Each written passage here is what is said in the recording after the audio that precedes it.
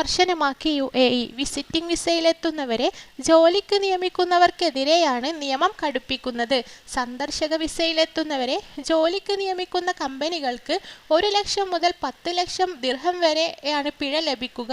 ശരിയായ പെർമിറ്റ് ഇല്ലാതെ തൊഴിലാളികളെ ജോലിക്ക് നിയമിക്കുകയും ഇവരെ ജോലി വാഗ്ദാനം ചെയ്ത് UAEയിൽ എത്തിച്ച ശേഷം ജോലി നൽകാതിരിക്കുകയും ചെയ്യുന്നത് ശിക്ഷാർഹമാണ്.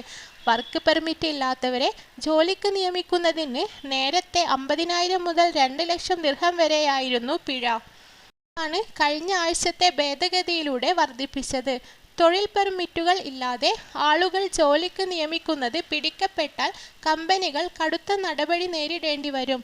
സന്ദർശക വിസയിൽ എത്തുന്നവരെ ജോലിക്ക് വെക്കുകയും ശമ്പളം നൽകാതെ അവരെ വഞ്ചിക്കുകയും ചെയ്യുന്ന സംഭവങ്ങൾ ആവർത്തിക്കുന്ന പശ്ചാത്തലത്തിലാണ് സർക്കാർ തൊഴിൽ നിയമം കടുപ്പിച്ചത്. സന്ദർശക വിസയിൽ എത്തുന്നവർക്ക് UAEയിൽ ജോലി ചെയ്യാൻ അനുമതിയില്ല. എന്നാൽ തൊഴിൽ അന്വേഷിക്കുന്നതിൻ്റെ ഭാഗമായി വിസിറ്റിംഗ് വിസക്കാർ കമ്പനികളിൽ സന്ദർശിക്കുന്നതും അവരെ ജോലിക്ക് വെക്കുന്നതും പുതിയ കാര്യമല്ല.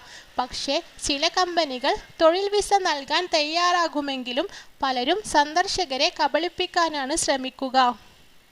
കമ്പനികൾ ജോലിക്കായി ആളുകളെ കൊണ്ടുവരേണ്ടത് സന്ദർശക വിസയിൽ അല്ല, എൻട്രി പെർമിറ്റിലാണ്.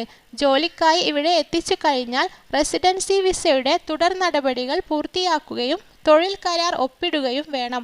ഈ നിയമം പാലിക്കാതെ എല്ലാ റിക്രൂട്ട്മെൻറ്റുകളും അനധികൃതമായി അധികൃതർ വ്യക്തമാക്കി.